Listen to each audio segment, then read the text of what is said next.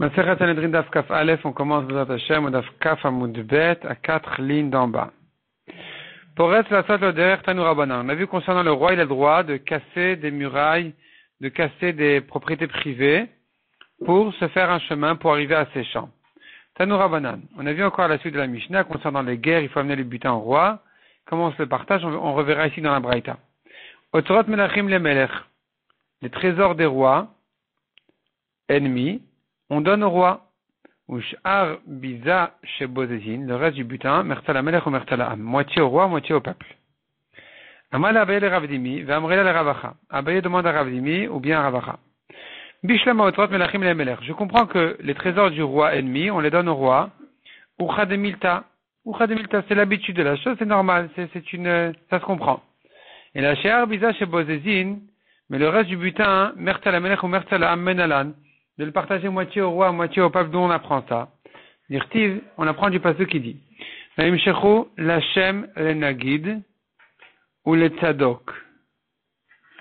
C'est écrit dans le pasuk qu'ils ont nommé Shlomo roi, donc il a été oint pour régner. Naïmshechu l'Hashem le Nagid ou le Tzadok le Kohen. Et Tzadok a été nommé Kohen. Makish Nagid le Tzadok. On a comparé ici le roi au Kohen. Masadok mertalo mertal lechav. De même que le Kohen, quand il partage les 12 pains, moitié pour lui, moitié pour ses frères.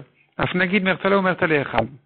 Pareil le roi, moitié pour lui le butin, la moitié pour ses frères. Donc le même partage qu'on fait avec le Kohen Gadol, on fait avec le roi. Mais Tzadok Goufé Menalan, nous on sait concernant le Kohen que c'est comme ça qu'on se partage. Netanya Rabbi Omer. Ve'aita le Aaron ulvanav. Le pasteur dit concernant les 12 pains, ce sera pour Aaron et ses fils. Puisque la Torah l'a dit pour Aaron et ses fils, donc tu comprends que le partage se fait, Mersal Aaron et Mersal Banav, moitié pour Aaron et moitié pour ses fils.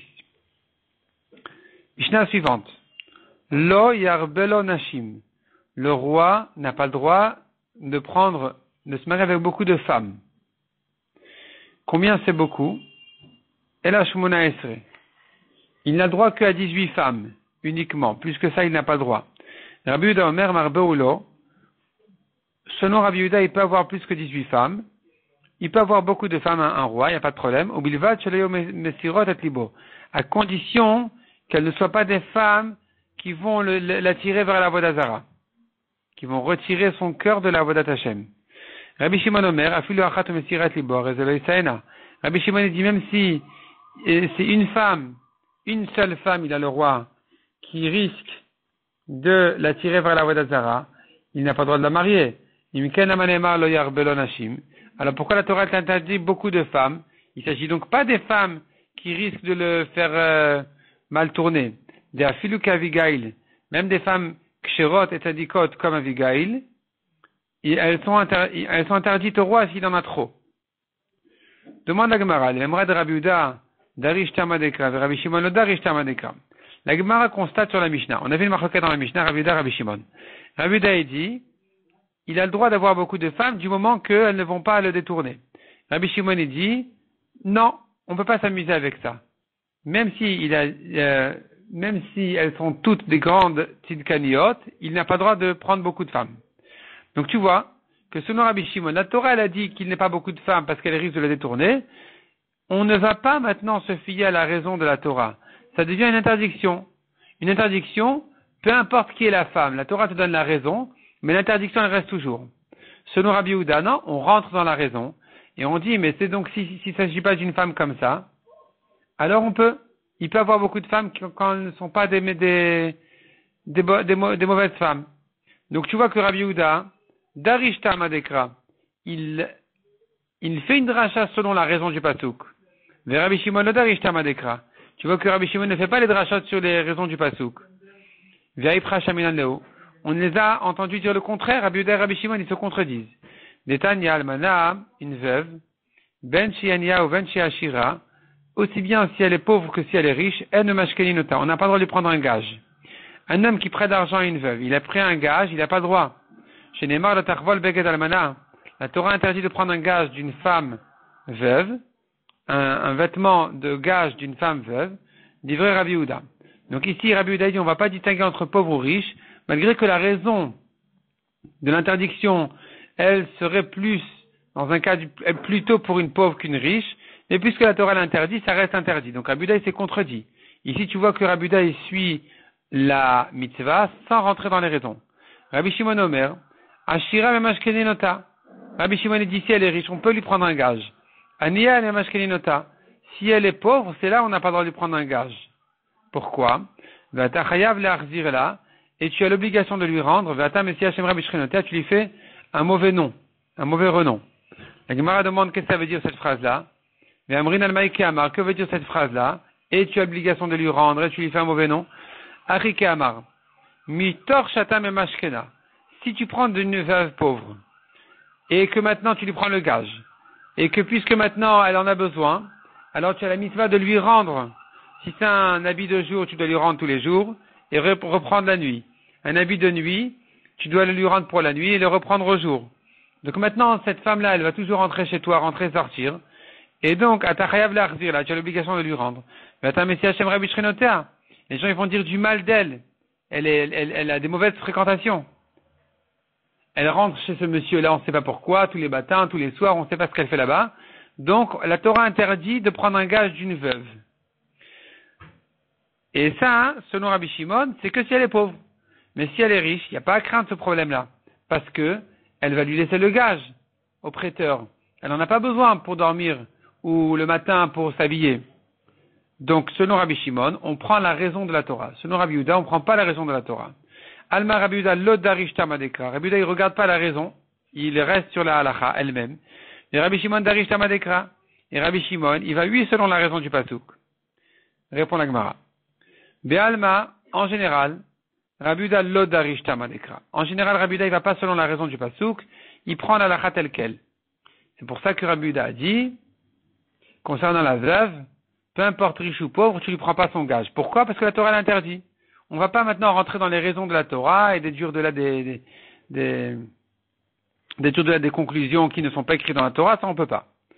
Veshani acha. Alors ici, pourquoi c'est différent concernant le roi qui se marie avec beaucoup de femmes? De mefaresh tam adekra. La Torah, elle te donne sa raison. Matam le arbelonashim. Pourquoi il n'a pas le droit d'avoir beaucoup de femmes? Mishum de l'oyasur levavo. Pour ne pas qu'elle lui détourne son cœur. Puisque la Torah elle-même, elle t'a donné sa propre raison, que l'interdiction est à cause de ça, on craint que les femmes elles vont le faire mal tourner, alors on a le droit, ici, de déduire de la raison des conclusions et dire que si ce sont des bonnes femmes qui vont pas le faire mal tourner, elles seront permises. Ça c'est Rabbi Yehuda. De Rabbi Shimon Amar-Lecha. Mais Rabbi Shimon il te dit, Mirde be'al madarshin antamadekra. Puisqu'en général, dans toute la Torah, on va selon les raisons du pasuk. Et que, même si la Torah n'a pas précisé quelle est sa raison, je comprends tout seul la raison du pasuk, et j'en tire des conclusions. Imiken, si c'est comme ça, alors, l'irtovkra, le arbelonashim, velishtok, la Torah aurait pu dire qu'il n'a pas le droit d'avoir beaucoup de femmes, et la Torah aurait dû se taire, ne pas nous donner la raison, je l'aurais comprise tout seul, Vana Amina, Matam le Yarbe, et moi-même j'aurais dit pourquoi il n'a pas le droit d'avoir beaucoup de femmes. Mishum de l'Oyasur, pour ne pas qu'il tourne mal. Donc l'Oyasur la Mali, pourquoi la Torah a précisé cette raison de la mitzvah de dire l'Oyasur? Afilu achat ou mesirat libo. C'est pour te dire comme ça. L'Oyarbelonashim c'est une chose, il n'a pas le droit d'avoir beaucoup de femmes. Deuxièmement, il doit faire attention que la femme avec qui il se marie, qu'elle ne soit pas une femme qui va lui faire Avodazara. Donc Afilu achat ou mesirat libo rezolaïsaena. Même une femme qui va le faire mal tourner, il n'a pas le droit de la marier.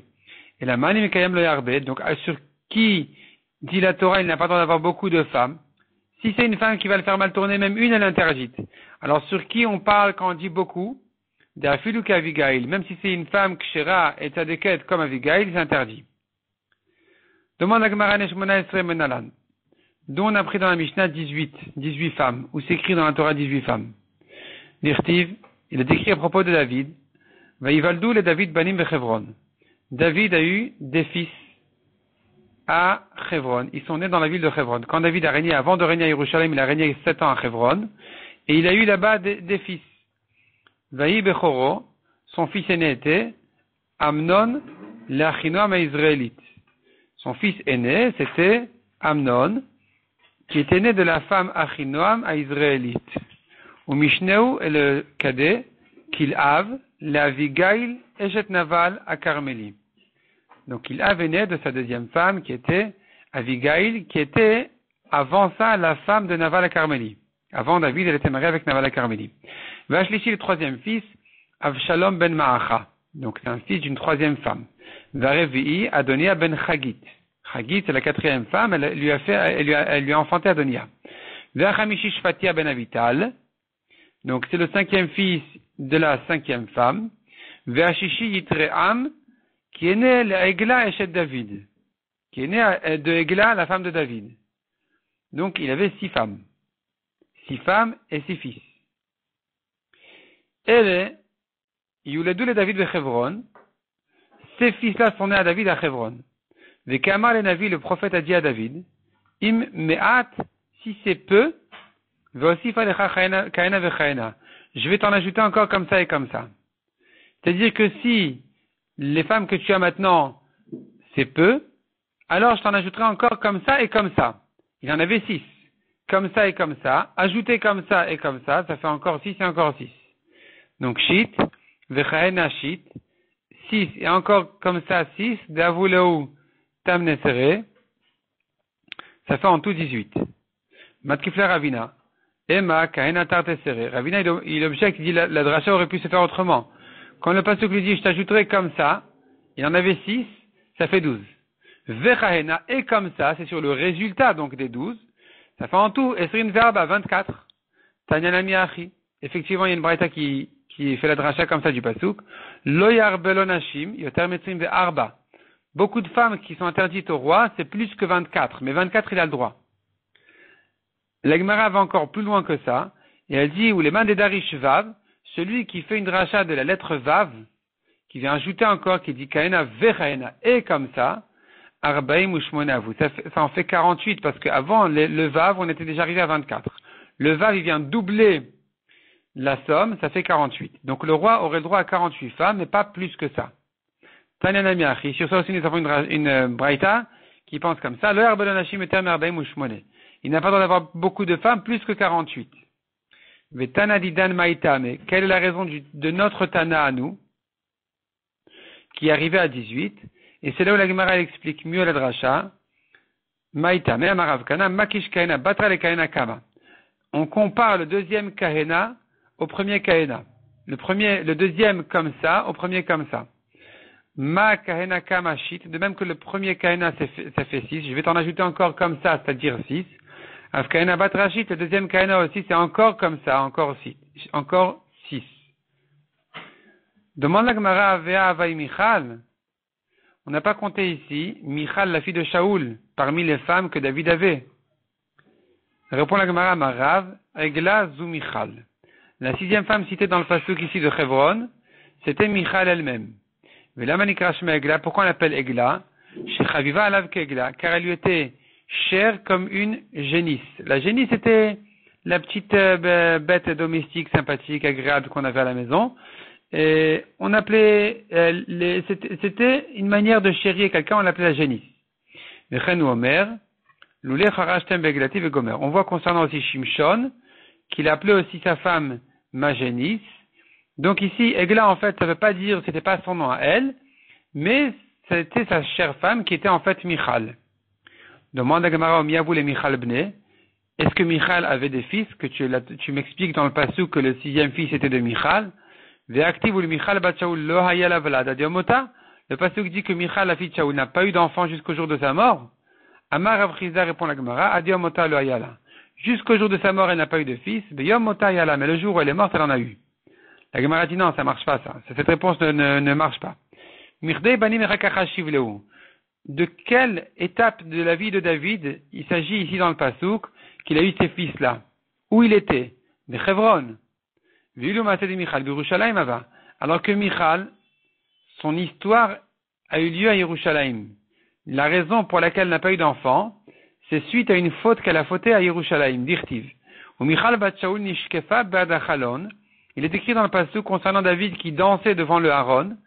Et Michal, la fille de Shaoul, qui n'avait pas l'habitude de voir chez son père, que son père comme ça danse et son corps se dévoile un peu dans les danses devant le Haron ou quoi, alors elle a fait la remarque à son mari.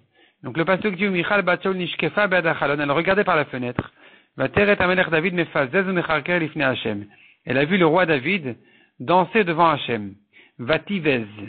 Elle l'a méprisé. Ve'amar Abuda ve'itema Rav Yosef shkalta Michal lemitrafsa. Michal a pris sa punition sur place, qu'elle n'a pas eu d'enfant jusqu'à son dernier jour.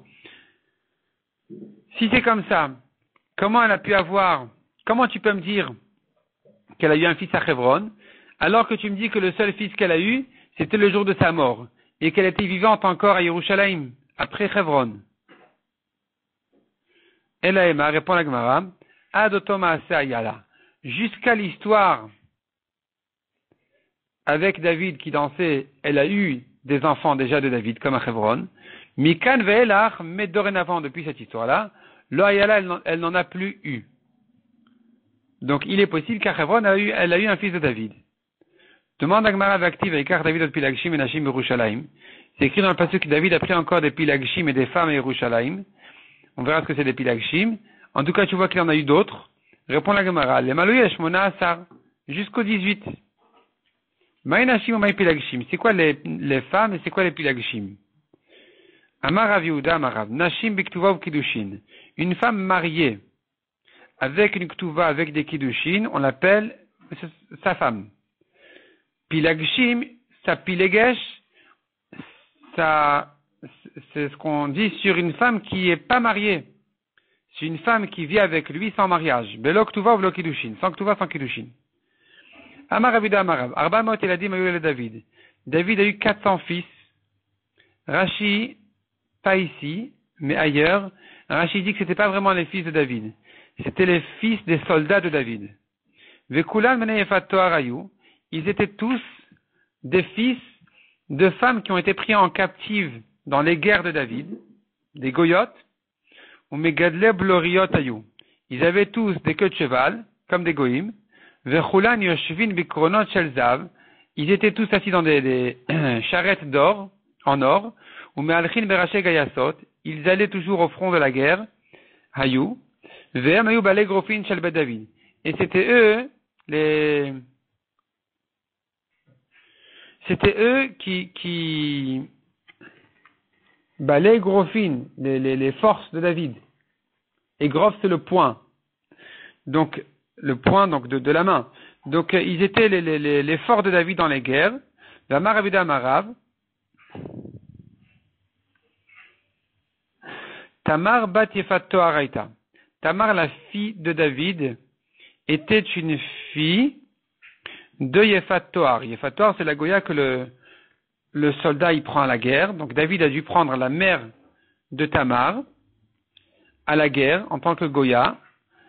Chez Neymar, comme dit le Pasuk, Ve'ata da berna el amelech ki lo yimna'eni mimcha.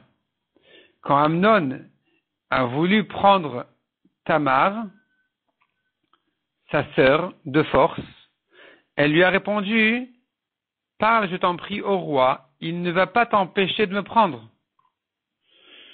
Et donc, ne fais pas les choses violemment. Si tu penses vraiment qu'elle était née juive, alors, et que sa mère était mariée à David comme une juive, alors, Arte miava shariale, est-ce que sa sœur lui aurait été permise? Est-ce qu'elle pourrait dire que son père David allait la permettre à son frère Amnon? C'est pas possible, c'est un frère et une sœur. Et la Shemina Batefat Toaraita. Tu es obligé de dire que David l'a prise en tant que Goya à la guerre, selon les conditions de la Torah. De là, elle est née comme une Goya, Tamar. Ensuite, si elle s'est convertie, ça ne l'empêche pas de se marier avec son frère. Ou la Amnon Réa. Le passage continue, dit là-bas, concernant l'histoire de Amnon et Tamar. Amnon avait un ami, Ushmo Yonadav ben Shim'a, Achi David. Donc il s'appelait Yonadav ben Shim'a, le frère de David. Ve Yonadav ish chacham ve gomer. C'était un homme très chacham, très intelligent. Amaravid Amarav ish chacham le rish'a. Et c'était un chacham pour les averot. Vayomer, il a dit, donc Yonadav, l'ami de Amnon, lui demande Madou atakachadal ben Amelech. Pourquoi tu parais comme ça pauvre, souffrant. Vayomer lo Yonadav, et donc Amnon lui a dit qu'il voulait prendre Tamar. Yonadav lui a répondu, Shrav al Mishkavcha, il a donné un conseil. Shrav al Mishkavcha vehatchel, ou vehitchal, fais-toi malade, fais semblant d'être malade, et tu restes sur ton lit, et tu demandes que vienne ta sœur te frire un mets bon que tu voudras manger, et donc quand elle va s'isoler avec toi, tu pourras faire ce que tu veux. Ad ve'asta le'ena et abiria, donc ve'gomer ad, c'est-à-dire etc. jusque là où dit le pasuk ve'asta le'ena et abiria, que Amnon demande à son père que sa sœur vienne lui cuire quelque chose. Vatika chamasat v'titok lefanav. Donc elle a pris la poêle et elle a servi à son frère Amnon. Et c'est là où Amnon il l'a attrapé et ça c'est mal fini. Amar avuda amarav shastalo minetigun. Elle lui a pris un plat. Vaïsnea Amnon sinag de la meod. Après que Amnon a violé sa sœur Tamar, il l'a détesté d'une grande haine, très grande haine, de la meod. Maïtama, pourquoi? Qu'est-ce qui s'est passé? Amar abitra répond la Gemara, Nimanik Sheralo va Sato Kruchofra. Elle lui a attaché un poil qui lui a abîmé son membre. Mechinik Sheralo ihi Mai Avde. La Gemara a compris que ça s'est fait tout seul. Donc, Mai Avda, qu'est-ce qu'elle a fait de mal pour qu'il la déteste tellement? Et la Ema Kashra Lonima va Sato Kruchofra. Elle a fait ça consciemment. C'est un coup qu'elle lui a prévu. Et ni demande la Gemara est-ce qu'on peut dire comme ça? Vea Darash Rava. Pourtant, Rava dit, il fait une rachat des psukim. Maïdirtiv, Viatal Hashem Bagoim Biofir. Le pasuk dit qu'il y a une beauté exceptionnelle sur les Juifs, qui étaient connus parmi les Goïm. De quoi il s'agit? Chez Enan Livnot Israël, Loser Bet Hachechiv et Loser Bet Haerva. Que les filles d'Israël n'ont pas de poils qui poussent dans les endroits cachés du corps. Et donc, comment tu peux me dire que ici, Tamar, elle a pu comme ça endommager, blesser Amnon? Répond la Gemara, Shani Tamar debat yefato aravai. En fait, Tamar, elle venait d'une Goya. Donc, elle n'a pas bénéficié de cette particularité réservée aux Juifs. Et c'est pour ça que donc, chez elle, physiquement, il y avait les poils, comme on a dit, aux aisselles, et là, et en bas aussi. Et donc, avec ça, elles avaient une espèce de pommade qui pouvait durcir les poils, et endommager donc Amnon. Vatikar Tamar et al roja. Le pasuk dit Tamar a pris de la cendre, elle a mis sur sa tête, et elle est sortie comme ça. Uktonet apasim asher alea kara. Elle a déchiré sa tunique en sortant et en criant sur ce que Amnon lui a fait. Tana mishmed Rabbi ben Kocha. Geder gadol gadra Tamar botasha. Ce que Tamar a fait à ce moment-là, qu'elle s'est comme ça rabaissée à sortir comme ça en public, et c'était une grande barrière qu'elle a fait. Amrou, parce que les gens ont pris une grande leçon de là. Ils ont dit, Livnot melachim kar. Si des filles de rois, ça peut leur arriver, Livnot ediotot alachat kamel vechama. Des filles simples, kalvachomer, que ça risque de leur arriver. Donc, elle est venue en fait avec ça à renforcer la tniout. Imlet tnuot kar, si pour une fille tnoua comme elle, comme Tamar, ça lui arrivait une chose pareille, les purutot alachat kamel vechama. Les filles qui ne se gardent pas en tniout, kalvachomer, qu'elles risquent comme ça d'être violées. Amaravu Amarav Botasha Gazru ala Yehoud. On tourne la page, à ce moment-là, les Chachamim, donc David a interdit de s'isoler avec une femme. Parce que, voilà ce qui s'est passé. Ve'a la pnuya. Donc ni avec une femme mariée, ni avec une femme non mariée. La Gemara demande Yehoud de Raïtaou. Qu'est-ce que tu me dis que David a décrété interdit de s'isoler avec une femme? C'est interdit minatora de s'isoler avec une femme mariée. Damar Rabbi Yochanan Mishum Rabbi Shimon ben Yotzadok. Remez yichud minatora minayin. D'où on apprend de la Torah. Où est-ce que la Torah fait allusion à cette interdiction? Chez Neymar qui est Sidra Achicha ben Imecha. La Torah dit si à ton frère, le fils de ta mère, il va te séduire à faire avodah zara. Se pose la question, Vechi ben em mesit ben av eno mesit. Est-ce que c'est que le fils de sa mère et pas le fils de son père qui va le séduire à faire avodah zara? Et là, la Torah vient ici te faire allusion et te dire quelque chose. Ben miteched imimo. Ben imecha, le fils de ta mère, ça veut dire que ça vient t'apprendre ça vient te laisser entendre que le fils, il est toujours après sa mère. Ve'en Et donc, c'est que le fils qui a le droit de s'isoler avec sa mère, malgré qu'elle lui est interdite. Ve'en acher mityached im kol arayot shebatorah. Mais un autre n'a pas le droit de s'isoler avec n'importe quelle femme interdite de la Torah. Donc, s'isoler avec une femme, c'est interdit minatora. Qu'est-ce que est venu David ici instituer? Et la Emma, Gazou al yichud de pnuya. Avec une femme mariée, c'est vrai que c'est interdit minatora. Donc, il faut faire attention toujours dans les bureaux, quand on travaille, tout ça, secrétaire, tout ça, toujours faire attention à prendre conseil d'un Talmid Chacham, d'un Rav important qui sait dans quelles conditions c'est permis, dans quelles conditions c'est interdit. Ne pas en arriver à un problème de yichud ou un problème de tniout. Donc ici, en fait, minatora c'est pour une femme mariée. Et ce que David est venu dire, Elem agazro al-yichud de pnuya. David est venu décréter, interdire de s'isoler même avec une femme non mariée. Ve'Adonia ben Chagit, mitnase lemor ani emloch.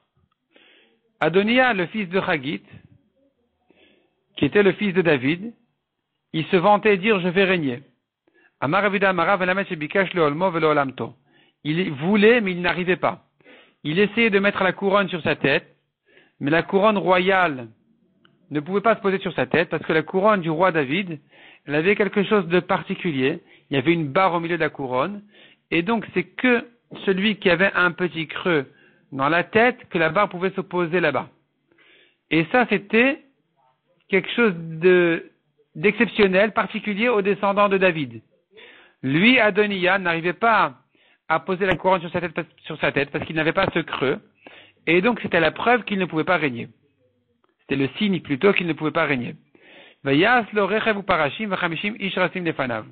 Pour régner, Adoniya il s'est fait donc une charrette avec des cavaliers et 50 personnes qui couraient devant lui. Maïribouta, qu'est-ce qu'il y a de spécial de prendre 50 personnes qui vont courir devant lui? Qu'est-ce qu'il y a de particulier? Amar Avuda Amarav Kulan et Toulet Troll. Ils étaient tous, on leur avait à tous retiré la rate. Non, troll c'est pas la rate. C'est un des organes qui alourdit la personne et qui lui empêche de courir rapidement. Et il prenait donc une espèce de médicament ou d'un certain remède qui faisait que ça fondait, cet organe-là il fondait, et il disparaissait, et donc il s'allégeait, il pouvait courir beaucoup plus vite.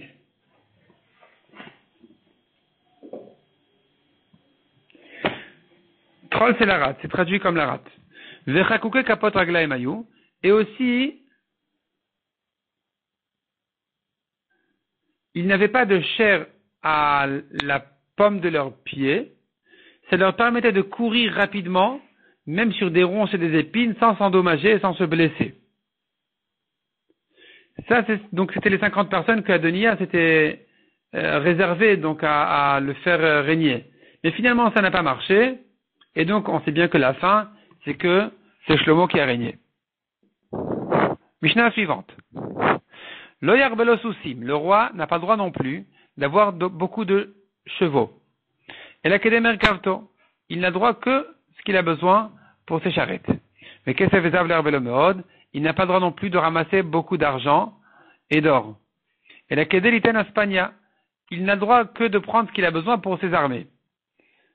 Il a encore une halakha le roi, il doit s'écrire un Sefer Torah en son nom. Quand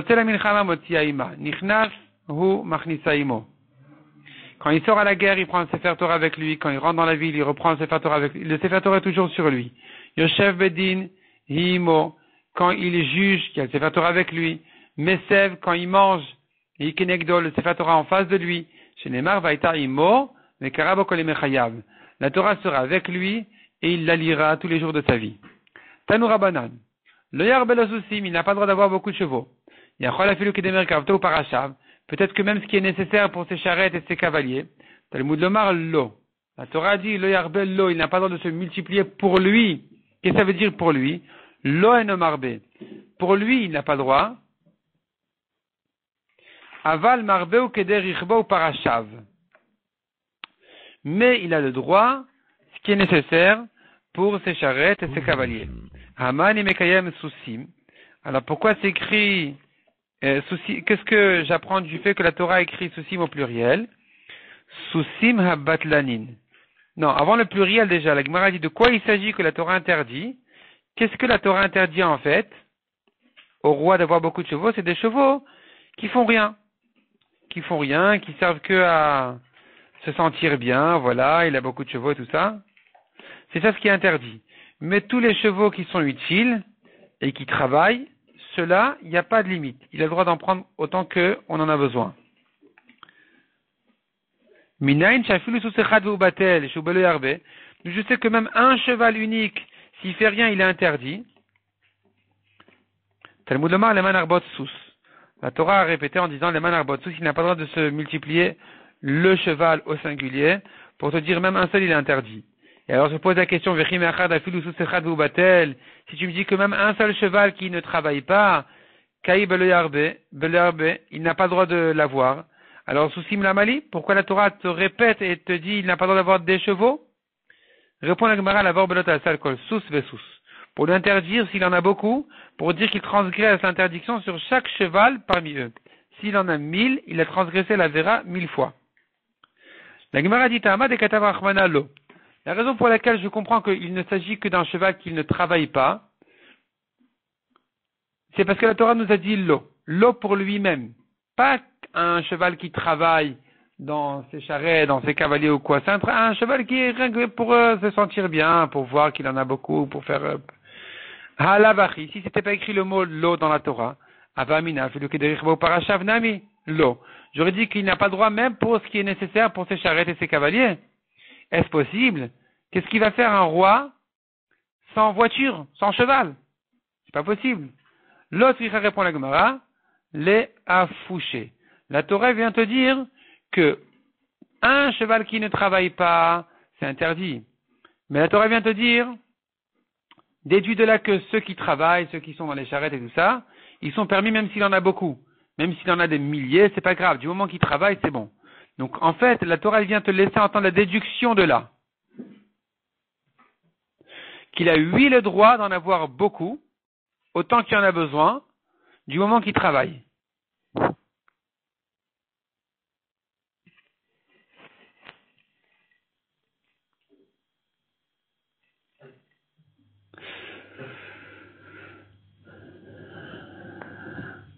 Vekesef vezav le yirbelo meod. Le yirbelo la kedel liten Espagne. On a vu dans la Mishnah, il n'a pas le droit non plus de ramasser beaucoup d'argent et d'or, uniquement ce qu'il a besoin pour ses armées. Tanoura banan. La Torah dit vekesef vezav le yirbelo. Il n'a pas le droit de ramasser beaucoup d'argent et d'or. Yachol afilu kedel liten Espagne. Peut-être même pour ses armées, c'est interdit. Talmud lomar lo. Pour lui-même, la Torah interdit. Lo eno marbe. Aval marbe ou liten Espagne. Mais pour ses armées, c'est permis. La Gemara s'étonne à nouveau, Tama de Katav Achmanalo. La raison pour laquelle je permets pour ces armées, c'est parce que c'est écrit dans la Torah lo, alavachi avamina. Mais si c'est pas écrit le mot lo, j'aurais dit, afelu kedelitan aspania namilo. Même pour ces armées, c'est interdit.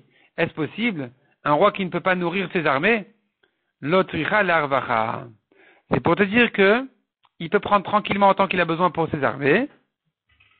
Et si, même s'il a besoin ensuite de payer encore d'autres armées, et qu'il puisse le faire, du moment que c'est de l'argent qui est réservé pour l'armée, c'est permis. Mais si c'est que pour lui-même, ça c'est interdit. Hashadamrat lo lidrasha. La Gemara dit maintenant que tu me fais une dracha du molo. Alors loyarbe lonashimai darshat b. Quel dracha tu vas faire de loyarbe lonashim? Il n'a pas le droit d'avoir pour lui beaucoup de femmes. Qu'est-ce que ça vient me dire pour lui? Les meute idiotot.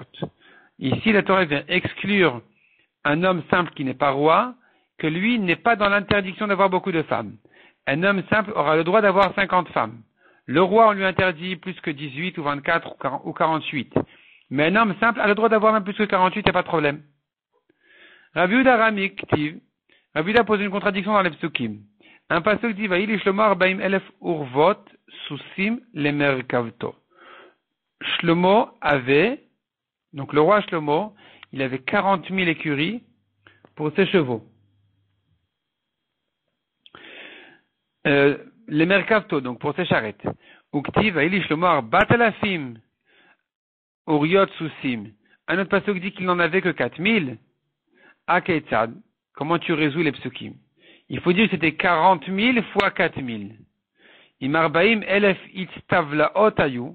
S'il avait 40 000 maisons d'écurie, en fait c'est des grandes écuries, alors kol echad ve'echad ayu bo daled alafim urvot susim. Dans chacune d'entre elles, il y avait 4000 rangées de chevaux. Ve'im daled alafim itztavlaot ayu. Et s'il avait 4000 écuries, alors kol echad ve'echad ayu bo arbaim elef urvot susim. Il y avait 40 000 rangées de chevaux dans chacune. Ravitrak Ramiktiv. Il pose une autre contradiction dans les psukim. Un pasuk dit En kesef nershav ime Shlomo le meuma. L'argent ne valait rien du temps de Shlomo. Il y en avait tellement en abondance que ça n'avait aucune valeur. Uktiv. Veiten Shlomo et kesef Yerushalayim kavanim. Un autre pasuk dit que Shlomo donnait l'argent à Yerushalayim comme des pierres. Donc les pierres, ça a quand même une valeur. On construit avec des maisons, ça se vend, ça s'achète. Lokashia. Répond la Gemara Kan Kodem Shenasa Shlomo et Bat Paro. Kan Lachar Shenasa Shlomo et Bat Paro. Avant que Shlomo ne se marie avec la fille de Paro, l'argent n'avait aucune valeur. Après qu'il a pris la fille de Paro, alors l'argent commençait à prendre de la valeur parce qu'il y en avait moins. Amar Rabbi Yitrak, Besha Shenasa Shlomo et Bat Paro. Quand Shlomo s'est marié avec la fille de Paro, donc la fille du roi égyptien de son temps, Yarad Gavriel, il est descendu le malach Gavriel, Venat Kanebayam, et il a planté un roseau dans la mer, Vela Sirton, et il y a une petite île qui a commencé à se faire là-bas tout autour de ce roseau-là, parce que la mer elle jette le sable, et petit à petit ça agrandissait, ça s'élargissait, Ve'alav Nivna Krach Gadol Sheberomi, et avec le temps finalement c'est là où une grande ville des Romains a été construite là-bas, qui sont venus détruire le deuxième Beth Amikdash. Et donc tu vois que la première cause et raison de la destruction du Beth Amikdash, c'était depuis le mariage de Shlomo avec la fille de Paro déjà. Pourquoi la Torah n'a pas donné les raisons des mitzvot? Voici deux psukim qui te donnent la raison de la chose. Nirshal ben Gdol haolam, et le grand du monde a trébuché à cause de ça. Ktiv le'ar velo nashim. La Torah dit qu'il ne doit pas avoir beaucoup de femmes, le roi. Amar Shlomo ani arbe velo asur. Shlomo a dit, moi je vais avoir beaucoup de femmes, et je ne vais pas me laisser aller à me détourner mon cœur aux femmes, à la vodazara de ces femmes. Uktiv.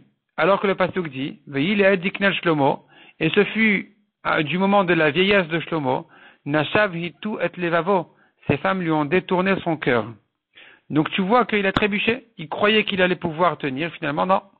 Uktiv, et de même il est écrit aussi sur le roi, Loyar velo susim, il ne doit pas avoir beaucoup de chevaux, de manière à ne pas revenir, à ne pas ramener le peuple en Égypte, qui est la source des chevaux. L'origine des chevaux. V'amar Shlomo, ani arbe velo ashiv. Shlomo a dit quel est le problème? Moi je vais avoir beaucoup de chevaux, et je vais pas ramener le peuple en Égypte. Et voici que, il a eu ramené finalement. Le pasuk nous décrit comment les chevaux sortaient d'Égypte pour les vendre à Shlomo. Donc tu vois que finalement, la Torah t'a donné la raison de ces deux mitzvot-là. Finalement, le grand du monde a trébuché à cause de ça. C'est pour ça que la Torah ne donne pas les raisons de manière générale des mitzvot. Le Kotev Sefer Torah Lishmo. Il écrit un Sefer Torah en son nom. Tana. Ubilvad. Le roi doit s'écrire pour lui-même un Sefer Torah. Il n'a pas à se yitnae, à s'embellir, à montrer la beauté du Sefer Torah de son père. Il faut qu'il ait son Sefer Torah de lui-même. Amar Rabba afalgav afalpi shenichu la'avotav l'adam Sefer Torah. Un homme qui a hérité un Sefer Torah, mitzvah lichtov mishelo. Il a la mitzvah de s'écrire pour lui-même un Sefer Torah. N'importe quel homme, pas le roi forcément. Chez Neymar ve'ata kitvu lachem et ashira. La Torah dit, et maintenant écrivez-vous le chant. Donc la Torah s'appelle un chant. En tout cas, ou bien il s'agit du chant de la Torah et donc il faut écrire tous les Sefer Torah à cause du chant. Mais en tout cas, tu vois ici que chacun doit s'écrire, il n'est pas suffisant d'hériter. Et tu vas Abaye. Abaye l'objecte. Mais Kotev le Sefer Torah Lishmo, Shelo Itneeb et Shel Acherim. On a vu concernant le roi, il doit s'écrire un Sefer Torah et ne pas se suffire des beaux Sefer Torah qu'il a hérité. Donc tu vois de là, Melech in Hediot lo, c'est que concernant le roi qu'on a dit ça. Mais un homme simple n'est pas concerné par ça, de ne pas se suffire d'un Sefer Torah d'héritage.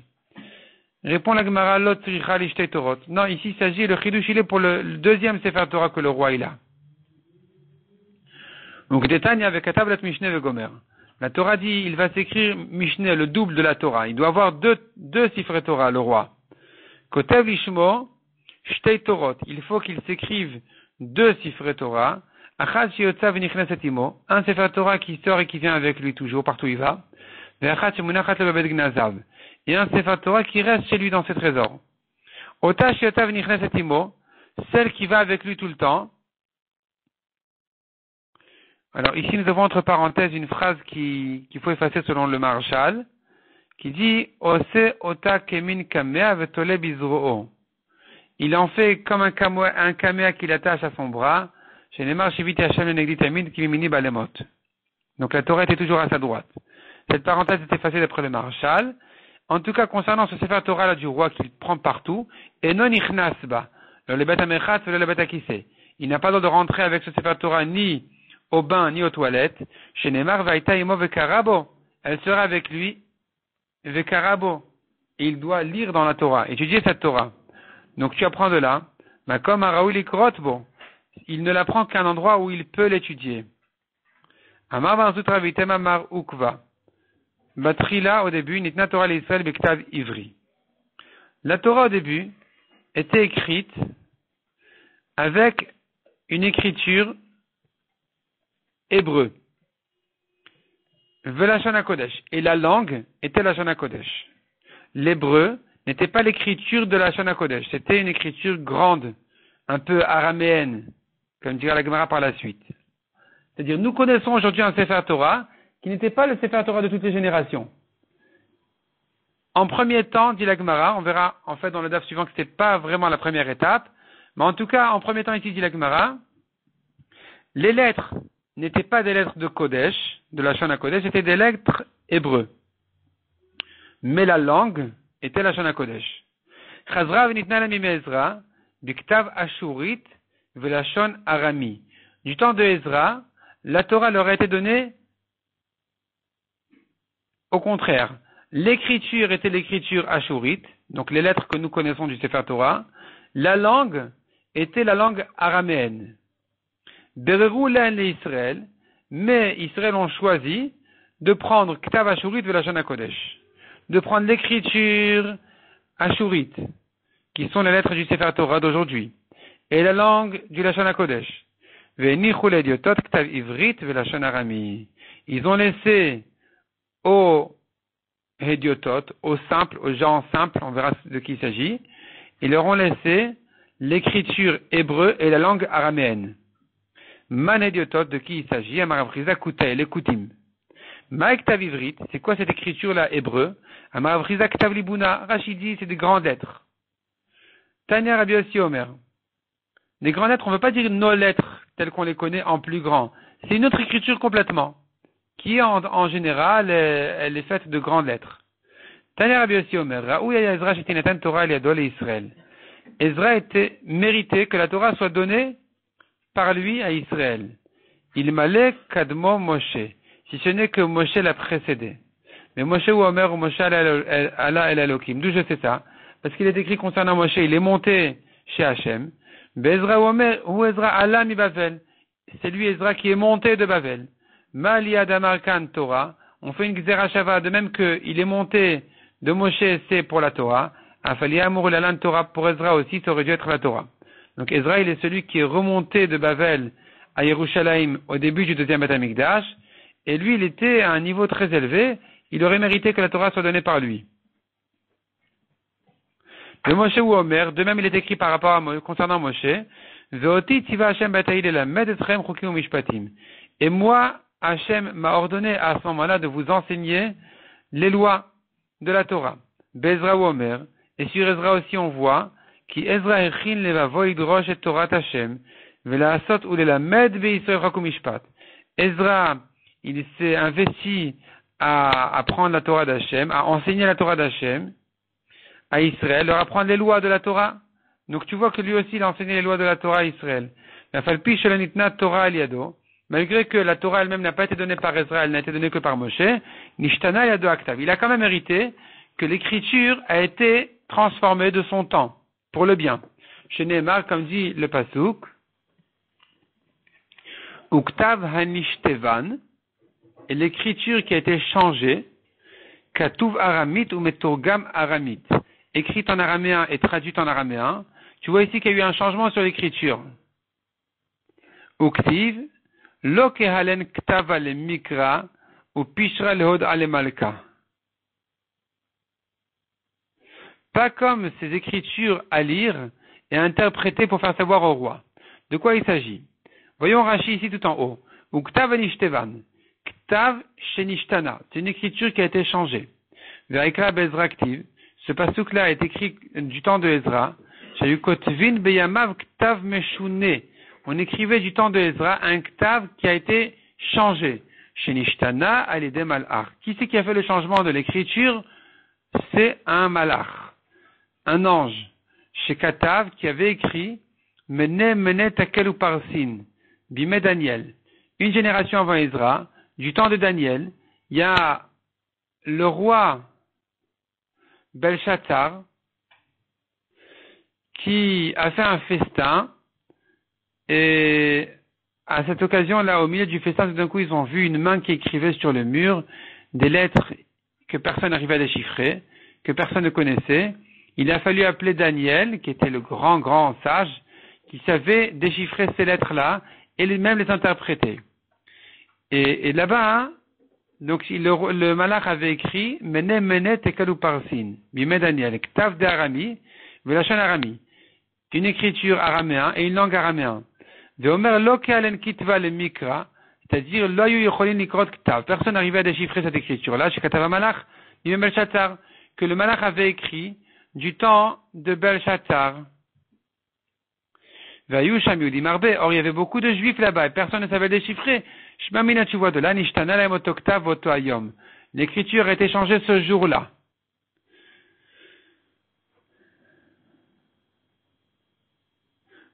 Revenons à la Gemara.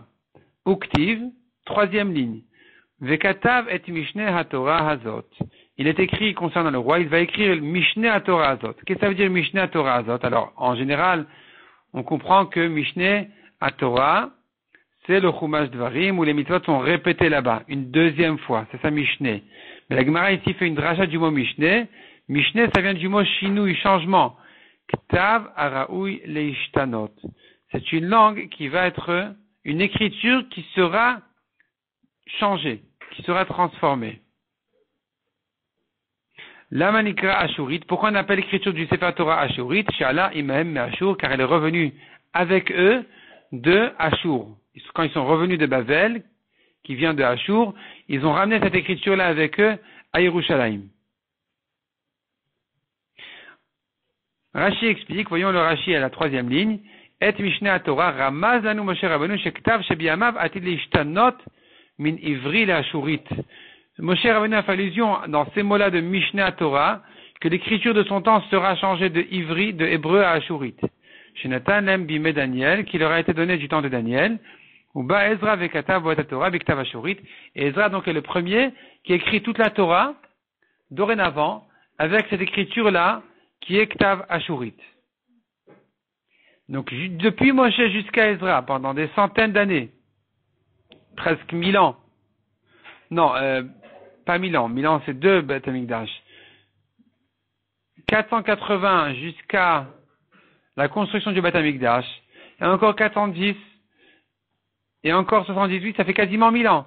Donc, quasiment 1000 ans, les Sifrei Torah étaient écrits avec des lettres de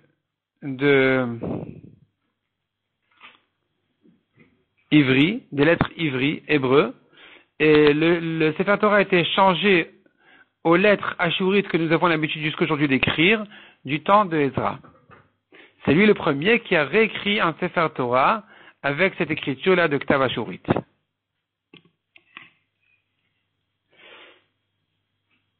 La Gemara va continuer à traiter ce sujet-là des écritures du Sefer Torah. On va laisser la suite pour le DAF suivant, Bezrat Hashem.